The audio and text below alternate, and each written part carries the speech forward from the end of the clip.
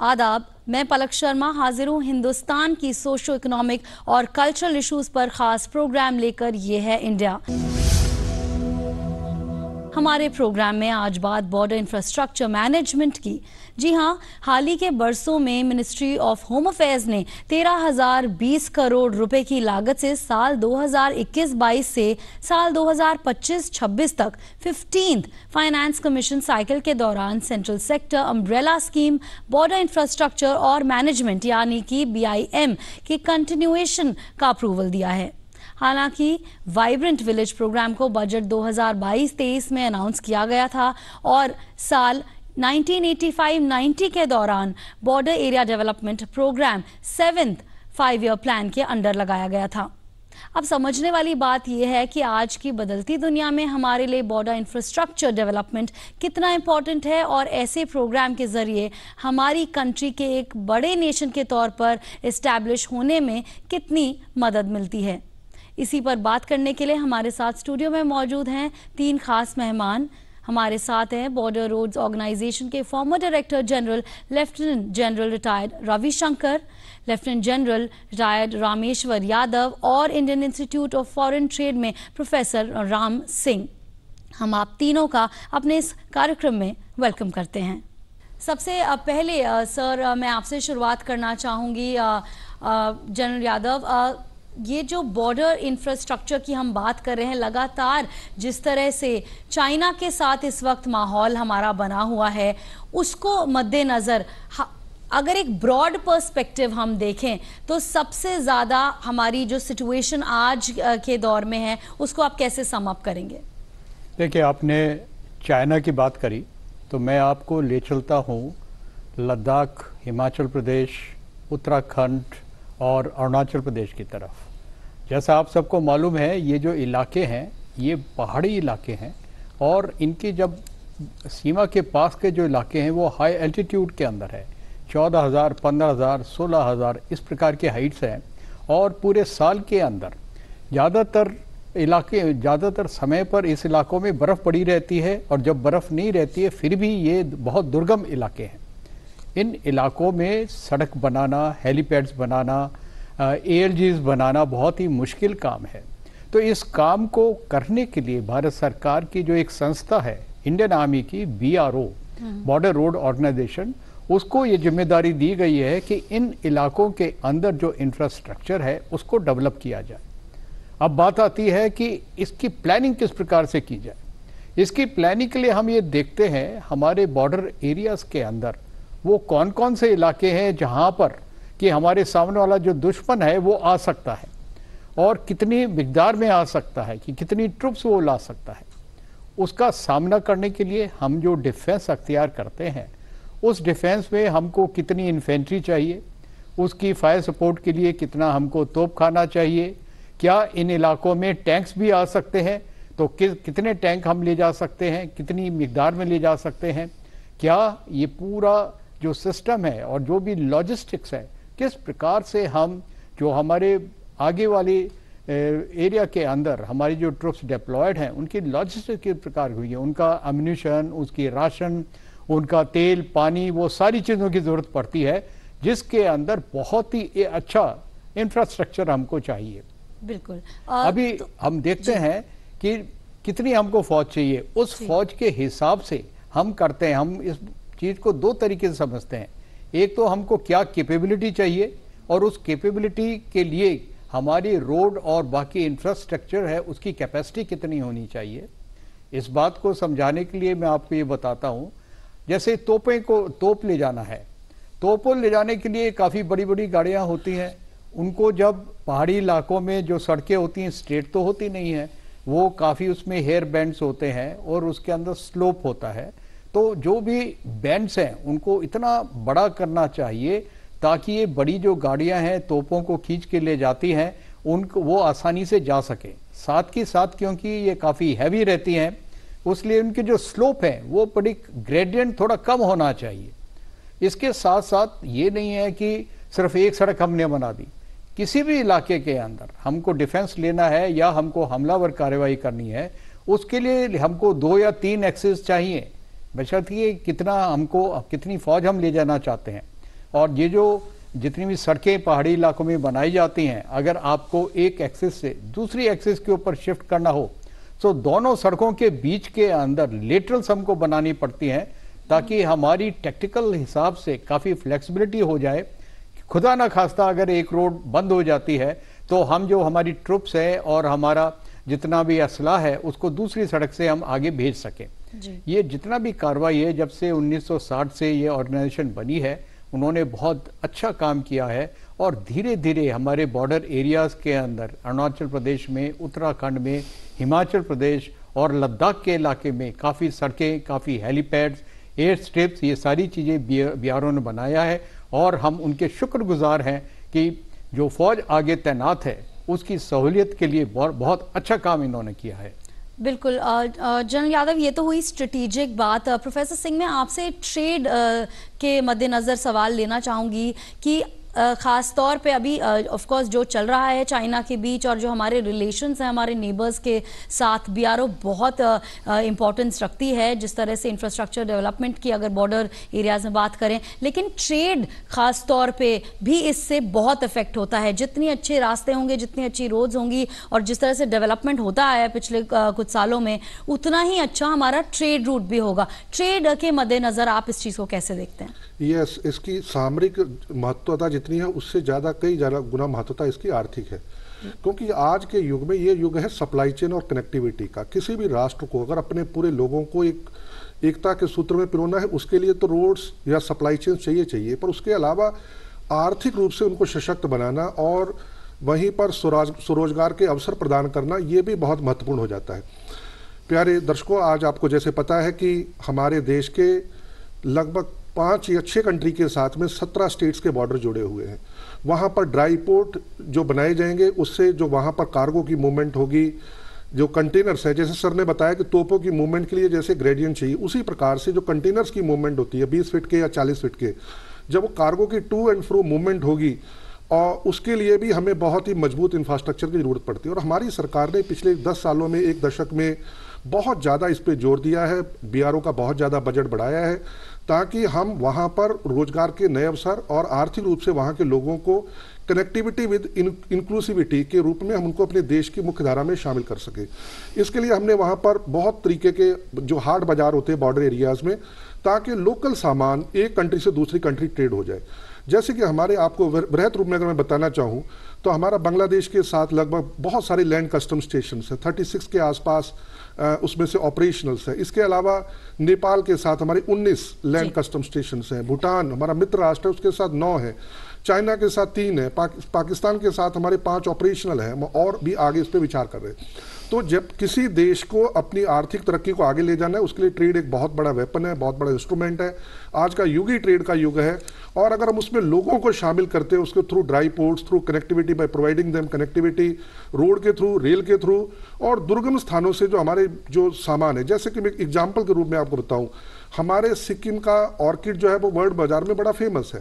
Horticulture के product north east के state से या हमारे फ्लोरिकल्चर के प्रोडक्ट्स बहुत ज़्यादा फेमस है, लेकिन जब तक हम उनको कनेक्टिविटी नहीं देंगे, और इसके लिए हमारी सरकार सतत रूप से विभिन्न क्षेत्रों में प्रयास कर रही है। फॉर एग्जाम्पल, हमने बांग्लादेश के साथ एक मैरीटाइम प्रोटोकॉल साइन किया है, तो हमने कनेक्टिविटी के रूप में अपने अगर हम बॉर्डर रोड को बढ़ाया, उसके साथ साथ हमने वहाँ ड्राई पोर्ट बना के कंटेनर की मूवमेंट को फैसिलिटेट करने के लिए और उसको पोर्टों के साथ जोड़ने के लिए इस दिशा में बहुत ही महत्वपूर्ण हमने फैसले लिए हैं। इसके साथ साथ मैं इसको और आगे ले जाना चाहूँगा।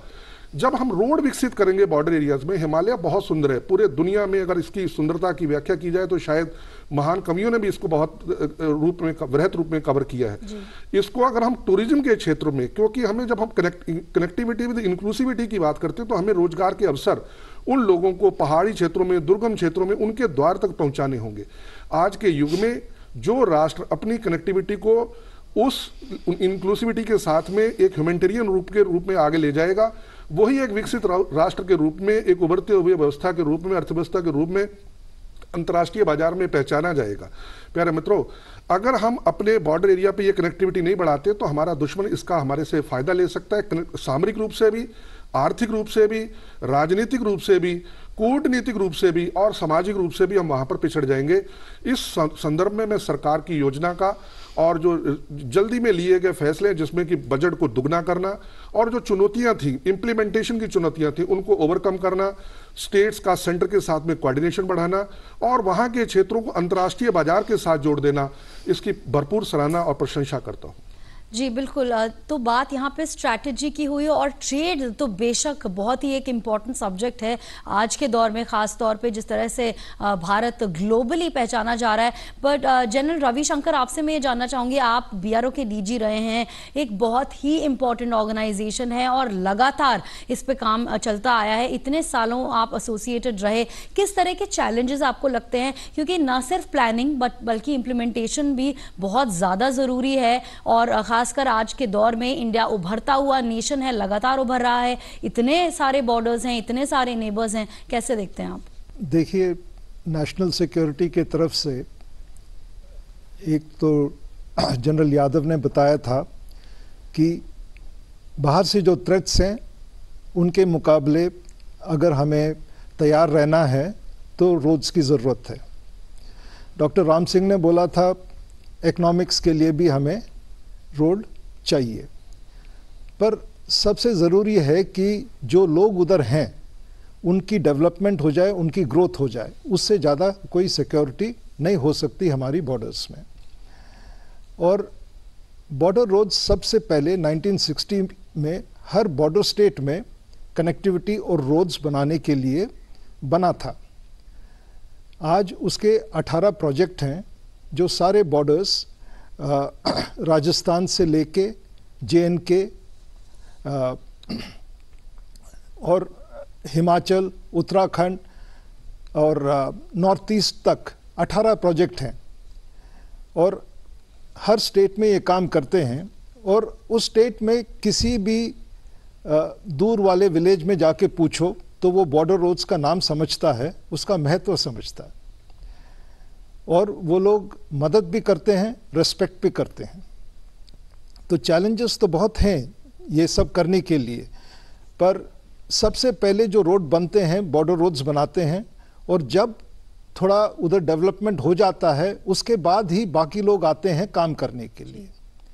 तो ये पहला रोड बनना बहुत ज़रूरी है और उसके पीछे डेवलपमेंट फिर कंटिन्यूसली होते रहता है। बिल्कुल, बहुत ही एक इम्पॉर्टेंट सवाल उठाया है और इसी सवाल को लेते हुए मैं जनरल यादव आपसे जानना चाहूँगी, एक बहुत इम्पॉर्टेंट बात इन्होंने करी है जनरल शंकर ने कि हम सिक्योरिटी के मद्देनज़र बॉर्डर रोड्स को देखते हैं, हम ट्रेड के मद्देनज़र देखते हैं, लेकिन एक बहुत इम्पॉर्टेंट एस्पेक्ट जो है वो है वहीं के लोग और उस स्टेट की और उस बॉर्डर एरिया की डेवलपमेंट।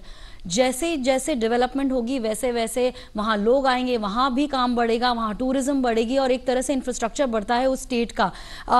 इसको आप किस तरह से देखते हैं? क्योंकि आप भी बॉर्डर एरियाज़ में सर्व कर चुके होंगे, आपको इस बात का बहुत अंदाज़ा है कि जिस तरह से बॉर्डर एरियाज़ हैं तो इतनी पॉलिसीज़ जो गवर्नमेंट बनाती है उसका इम्प्लीमेंटेशन भी बीआरओ के अंदर आ जाता है कई बार, उसको कैसे देखते हैं? देखिए, देश की सुरक्षा के लिए ये बॉर्डर एरिया डेवलपमेंट जो है ये बहुत ही ज़्यादा इम्पॉर्टेंट पार्ट है। देखिए, बॉर्डर एरियाज़ के अंदर जो विलेजेस हैं, ख़ास तौर पर पहाड़ी इलाकों के अंदर, वहाँ पे पॉपुलेशन बहुत कम है, उनके पास जो सिविक एमिनिटीज़ हैं वो बहुत कम है क्योंकि वहाँ पे रोड नहीं है। लेकिन एक बार जब रोड वहाँ पे पहुँच गई, वहाँ पे आपके मोबाइल टावर्स आपके आगे, उन इलाकों के अंदर जो विलेजेस हैं सरकार की सहायता से वहाँ पर उनके जो हैबिटेट है उसके अंदर इम्प्रूवमेंट हो गया, वहाँ पर स्कूल्स बना दिए गए, वहाँ पर हॉस्पिटल्स बना दिए गए। तो ये जो इंफ्रास्ट्रक्चर सिविक वाला जो है उसको जब आप डेवलप करेंगे तो उन इलाकों में उन्नति होगी, उनका सोशो इकोनॉमिक डेवलपमेंट होगा। ये तो है अगर आप देखें सिविलियन पॉइंट ऑफ व्यू से, लेकिन मिलिट्री पॉइंट ऑफ व्यू से अगर आप इसको देखें इसके बहुत ज़्यादा फायदे हैं। ये जो इलाके हैं ये हमारे बेसिस बन जाते हैं और जब पॉपुलेशन के पास जो सप्लाई चेन सिविल की तरफ से लगती है उसी सप्लाई चेन के ऊपर हम अपनी मिलिट्री की सप्लाई चेन भी शामिल कर सकते हैं ताकि युद्ध के वक्त हमारी जो ऑप लॉजिस्टिक्स है उसके अंदर कोई बाधा ना आए। इस इलाके में जो स्कूल्स हैं और जो घर हैं अगर तुरंत हमको मोबिलाइज करना पड़े, क्योंकि इन इलाकों में मौसम हमेशा ख़राब रहता है, तो हमारे पास कुछ एकोमोडेशन है जिसका हम इस्तेमाल कर सकते हैं। वहाँ पे हॉस्पिटल्स हैं, उनके अंदर हमारी जो कैजुअल्टीज़ होती हैं उनको भी वहाँ पे हम शिफ्ट कर सकते हैं इन इलाकों में। साथ के साथ इस इलाके के जो जवान हैं, लड़के और लड़कियाँ, वो भारतीय सेना और दूसरी पैरामिलिट्री फोर्सेस के अंदर अगर उनको आप रिक्रूट करें, क्योंकि वो उसी इलाके के हैं, तो उस इलाके की जानकारी उनके पास है और उनकी लॉयल्टी वहाँ पे उस इलाके में है। तो भारतीय सेना के अंदर दो प्रकार की टुकड़ियां हैं। एक को बोलते हैं स्काउट्स, हर इलाके के अंदर उसी इलाके के लड़कों को भर्ती करके उनको स्काउट बटालियंस बनाते हैं। दूसरा है होम एंड अर्थ बटालियन, वो भी इसी प्रकार से उसी लोकल जो बॉयज हैं उनकी होम एंड अर्थ बटालियन बनाई जाती है, क्योंकि उनको टेरेन का मालूम है और जितना भी उस इलाके के अंदर रास्ते हैं उनको मालूम है और वो फौज की बहुत मदद कर सकते हैं as a soldier of the army. साथ के साथ जब आप इन इलाकों में रहेंगे तो हमारे आंख और कान, जिसको हम इंटेलिजेंस बोलते हैं, दुश्मन के बारे में इंटेलिजेंस और बाकी चीज़ों के बारे में जो भी खबर है, इन इलाकों से हमें बड़ी आसानी से मिल सकती है। तो ये हमारे एक बेसिस हैं जिनका हम बहुत मदद ले सकते हैं। अभी मैं आपको एक बात बताना चाहता हूँ। चाइना ने अरुणाचल प्रदेश और भूटान के अपोजिट सीमा से लगे हुए करीब 20 से 25 नए गांव उन्होंने बसाए हैं। वहाँ पे काफ़ी उन्होंने बिल्डिंग्स बना दी हैं, उनको रोड कनेक्टिविटी दे दी है, पानी है, बिजली है, ये सारी उन्होंने एक नोड्स बना दिए हैं ताकि जब भी लड़ाई का वक्त आएगा तो इस इलाकों को हम उनका ऑक्यूपाई करके उनका इस्तेमाल कर सकते हैं। इसी प्रकार से हमारी भी स्कीम्स हैं ताकि बॉर्डर एरिया के जितने भी विलेजेस हैं हम उनको डेवलप करें और उससे हम फायदा लें। बिल्कुल, एक और ही बहुत इम्पॉर्टेंट पॉइंट आपने भी उठाया प्रोफेसर सिंह, आपसे मैं ये जानना चाहूँगी कि गवर्नमेंट कई सारी पॉलिसीज़ लाती रहती है और लगातार ये जो जैसे कि जनरल साहब बता रहे हैं कि बॉर्डर एरियाज़ के डेवलपमेंट को लेकर काम चला है। बीआरओ लगातार बॉर्डर एरियाज़ में काम कर रही है। इतने वास्ट बॉर्डर्स हैं, 3000 कुछ किलोमीटर का बॉर्डर पाकिस्तान के साथ है, उससे भी उतना ही लगभग चाइना के साथ है। बहुत सारे लेवल्स पे हम देख रहे हैं, ट्रेड, ग्लोबली, इंटरनेशनल रिलेशंस वगैरह। जो गवर्नमेंट की पॉलिसीज़ हैं जो हाल ही में आई हैं, उनके मद्देनज़र आप किस तरह से देखते हैं इन एरियाज़ के डेवलपमेंट को, बीआरओ के काम को, जो अभी फ़िलहाल पॉलिसीज़ हैं गवर्नमेंट की, और उनकी इम्प्लीमेंटेशन को? आपने जैसे ठीक कहा कि इतना लंबा बॉर्डर, इतने दुर्गम इलाके और जहां पर पहुंचना मुश्किल है, और पहाड़ी इलाके जहां 14,000, 15,000, 16,000, 17,000 फीट की ऊंचाई। जैसे लेफ्टिनेंट जनरल यादव जी ने बिल्कुल ठीक कहा कि ये यहाँ पर सामरिक महत्व तो है ही है, लेकिन इसके साथ साथ इसको हम आर्थिक रूप में जब देखते हैं, मैं कहूँगा सरकार की जो पॉलिसी है उसकी प्रशंसा की जानी चाहिए। बॉर्डर रोड ऑर्गेनाइजेशन ने बहुत अच्छा काम किया है, और इसको अगर मैं और एक नई डायरेक्शन में लेके जाऊँ, जब ये बीआरओ जब इस प्रकार का वृहत इंफ्रास्ट्रक्चर, बुनियादी ढांचा तैयार करता है, उसको हम दो रूपों में और हमें देखना चाहिए। एक तो इससे जो हमारी ड्रग ट्रैफिकिंग और स्मगलिंग की समस्या हमारे देश के साथ रही है, क्योंकि हमारे देश में जो टैरिफ रेट्स हैं वो ज़्यादा रहे हैं, इससे हमारे देश में बहुत बड़ा हमारे रेवेन्यू का लॉस होता है। जब हमारी वहाँ चौकियाँ बन जाएंगी, हमारी आर्मी के जवान या हमारी पुलिस के जवान, या पूरा एक ढांचा तैयार हो जाएगा हमारे बॉर्डर्स पे, तो जैसे गोल्ड ट्रैफिकिंग, हमारे देश में गोल्ड ट्रैफिकिंग से बहुत बड़ा सरकार के रेवेन्यू का लॉस होता है, उसमें हम बहुत बड़ा नियंत्रण पाने में जो है सफल होंगे। इसके साथ साथ जो हम एक डायमेंशन इसमें ले जाना चाहूँगा, ये जो दुर्गम इलाके हैं, यहाँ के लोगों को अक्सर बहुत सारे प्राकृतिक जो प्रकोप आते हैं, जिसको हम नेचुरल डिजास्टर कहते हैं, उनसे भी इनका सामना होता है। और जो कनेक्टिविटी है, जब मैं कनेक्टिविटी इंक्लूसिविटी की बात कर रहा हूँ, तो मेरा मतलब केवल रोड बनाने से नहीं है। इंक्लूसिव का मतलब वहाँ पर हॉस्पिटल तैयार करना, बच्चों के लिए स्कूल होना, वहाँ पर दूरदर्शन की या और इंफॉर्मेशन टेक्नोलॉजी की सभी सुविधाओं को वहाँ पर लोगों को प्रदान करना, और जो मूलभूत सुविधाएं किसी भी एक सभ्य समाज के लिए हो सकती है, उन सभी को वहाँ पर प्रदान करना। और नेचुरल डिजास्टर के रूप में हमारे भारतीय जो दुर्गम क्षेत्रों में है, उनको एक भारतीयता की भावना, हमारे देश के जन जन के साथ जुड़ा बड़ा होने, क्योंकि हमारा देश बहुत ही डिफरेंट है, मतलब भिन्नता में विभिन्नता में जो है इसमें एकता हमें लाना, जो प्रयास हमारा रहता है सरकार का, उसके लिए जो भी सरकार के जो जल्दी में कदम है, अगर देखा जाए तो बॉर्डर रोड ऑर्गेनाइजेशन के बजट को लगभग डबल कर दिया गया है। इसके अलावा डेडिकेटेड बजट बनाए जा रहे हैं, जो कि भारतमाला एक वृहद प्रोजेक्ट है, जिसमें कि सर ने जैसे बताया कि जो मेन रोड होंगे उनको एक पैरेलल जो दूसरे जो हमारे कमर्शियल रोड्स हैं जो बैकवर्ड है उनके साथ जोड़ना, ताकि कनेक्टिविटी को सीमलेस बनाया जाए और हर तरीके से जरूरत पड़ने पर, चाहे वो सैनिक संपदा के रूप में हो, चाहे वो आर्थिक रूप में हो, चाहे राजनीतिक रूप में हो, चाहे कूटनीतिक रूप में हो, चाहे वो सामाजिक रूप में लोगों को देश की अर्थव्यवस्था में शामिल करने के रूप में हो, रोजगार के अवसर प्रदान करने के रूप में हो, टूरिज्म के रूप में हो, उनको नेचुरल डिजास्टर के रूप में उनको सहायता प्रदान करने के रूप में हो, और पूरे देश को एक साथ एक सूत्रता में पिरोने की बात हो, तो ये रोड जो बॉर्डर रोड ऑर्गेनाइजेशन के रोड्स हैं बहुत बड़ा इस अपनी भूमिका निभा रहे हैं। और इसमें हमें अगर चाइना से मैच करना है तो मुझे लग रहा है आने वाले वर्षों में जैसे हमारी अर्थव्यवस्था बढ़ेगी, हमें अपने प्रयासों को निरंतर डबल डाउन करते रहना चाहिए, क्योंकि हमारी थ्रेट परसेप्शन बहुत बड़ा हाई है। चाइना के पास बजट ज़्यादा है, उनकी जीडीपी का साइज बड़ा है, उनके पास रिसोर्सेज ज़्यादा है, लेकिन हम भी उनका बहुत ही डटकर मुकाबला कर रहे हैं, और बॉर्डर रोड ऑर्गेनाइजेशन की इसके लिए मैं बहुत भुरभुर प्रशंसा करता हूँ। बिल्कुल, आर्थिक, सामाजिक, सिक्योरिटी वाइज, और सिर्फ चाइना तक ही नहीं हम अगर सीमित रहे, हमारे इतने सारे बॉर्डर्स हैं, इतने सारे नेबर्स हैं, इतनी बेहतरीन एक जियोग्राफिकल लोकेशन है, पूरी दुनिया की नज़र भारत पर इस वक्त टिकी हुई है। जनरल शंकर, आपके हिसाब से इतना वक्त आपने बीआरओ में बताया है, अभी हम ये डिस्कस कर रहे हैं कि लगातार जो बजट भी है बीआरओ का वो बढ़ता जा रहा है, और कितना ज़रूरी है इस वक्त इस बजट का बढ़ना। चैलेंजेस की अगर बात करें और आपके सजेशंस की अगर बात करें कि इस वक्त किस चीज़ को आप सबसे बड़ा चैलेंज देखते हैं? मॉनेटरली गवर्नमेंट ने बजट बढ़ा दिया है, लेकिन आगे क्या? आपने दो चीज़ पूछे हैं, एक तो बजट के बारे में और दूसरे चैलेंजेस के बारे में। पहले बजट, हाँ, बढ़ गया है। जब मैं बीआरओ में था 10 साल पहले 4 से 5 हज़ार था, आज 10 हज़ार की बात कर रहे हैं, और कोशिश है कि 15 हज़ार तक ले जाएं। अभी ये बजट खाली देना काफ़ी नहीं है, उसको खर्च भी करना, मतलब वो काम ग्राउंड पे होना चाहिए जी। और काम करने के लिए काफ़ी सारे चैलेंजेस होते हैं। सबसे पहले इन्होंने तो बता ही दिया कि हाई अल्टीट्यूड है सब कुछ। हम हमेशा समझ रहे थे कि हिमालय एक हमारा सिक्योरिटी बैरियर है, अभी उस पे हमें ही चढ़ना पड़ रहा है, और हमें उसके सदर्न साइड से चढ़ना पड़ता है। ये तिब्बत साइड से अलग सा है। इधर ये जो हमारे हिल्स हैं, यंग फोल्ड माउंटेन्स हैं, नए नए बने हैं जियोलॉजिकल एज की तरफ से, आज भी इनके हाइट बढ़ रहे हैं, मतलब अनस्टेबल है। उसके ऊपर मॉनसून का पूरा असर इस साइड में पड़ता है, दूसरे साइड में नहीं।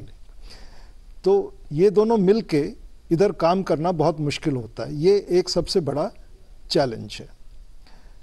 उसके बाद अभी लोग इधर बसने शुरू हो गए, तो फिर रोड बनाने के लिए लैंड एक्वायर करना पड़ता है, इंफॉर्मेशन एक्वायर करना पड़ता है, हाई अल्टीट्यूड में काम करता है। ये सब अभी सब लोग को पता चल गया, क्योंकि ये काफ़ी सारा न्यूज़ में है।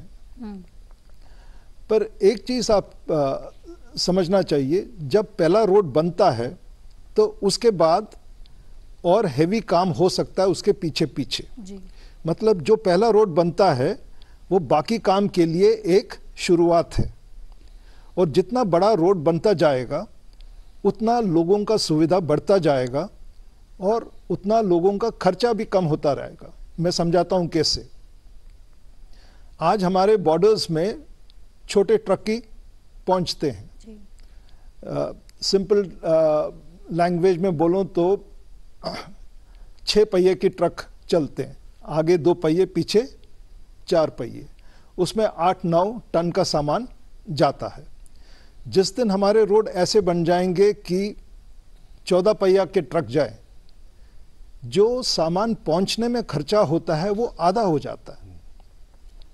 अगर वो आधा हो गया तो हर सामान बनाने का, इंफ्रास्ट्रक्चर का खर्चा कम हो जाता है। तो ऐसे धीरे धीरे जैसे डेवलपमेंट होता है, डेवलपमेंट बनने में और तेजी आती है।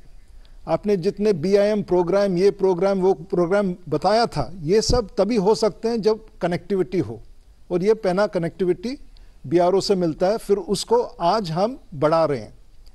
क्यों बढ़ा रहे हैं उसको? क्योंकि जब पहले शुरू किया था बजट बहुत ही कम था, तो हमने ले के लिए, सिक्किम के लिए, स्टेट कैपिटल्स के लिए सिंगल लेन या इंटरमीडिएट लेन रोड्स बनाए थे और वो बहुत कम पड़े। अभी उसको हम डबल लेन कर रहे हैं, उसको 4 लेन कर रहे हैं। उसके लिए और बजट चाहिए, और ये बढ़ाने में काम बहुत ज़्यादा है क्योंकि अभी ट्रैफिक चल रहा है और माउंटेन्स में ये एक बहुत बड़ा चैलेंज है, बने हुए रोड को बढ़ाना, डबल लेन करना। रात को तो काम नहीं कर सकते क्योंकि पत्थर गिर सकते हैं, दिन में काम करना है, दिन में ट्रैफिक चलता है तो दिन में ट्रैफिक को रोकना पड़ता है। तो ये सब मिला के माउंटेन्स में पहले ही हमने पूरा इन्वेस्ट करके बड़े रोड बनाने चाहिए, बड़े ब्रिजेस बनाने चाहिए, और ये अभी सबको सोच समझ में आया है, अभी ये हो रहा है। तो एक किस्म से ये सबको समझ आने से बॉर्डर रोड्स को बहुत फ़ायदा हुआ है क्योंकि अभी उनको अच्छी इक्विपमेंट मिल रही है, उनको फाइनेंशियल पावर्स उनके बढ़ गए रोड बनाने के लिए, और लोग समझ गए कि जब तक बॉर्डर रोड्स एक जगह पहुंच नहीं पाएगा, हम बाकी एजेंसीज को उधर तक ले जाना हमें बहुत मुश्किल है। एक किस्म से ये इंफ्रास्ट्रक्चर बना रहे हैं फॉर इंफ्रास्ट्रक्चर, ताकि इधर ग्रोथ हो। बिल्कुल, चलिए बहुत बहुत शुक्रिया आप तीनों का हमारे इस प्रोग्राम में हिस्सा लेने के लिए और इतनी इंटरेस्टिंग इस डिस्कशन को करने के लिए हमारे इस खास प्रोग्राम में। फिलहाल इतना ही। आप अपनी राय और सजेशंस हमें इस ईमेल आईडी पर भेज सकते हैं। इसके लिए हमारा आईडी है ddurduspecials@gmail.com। इसी के साथ हमारी पूरी टीम को दीजिए इजाज़त। आदाब।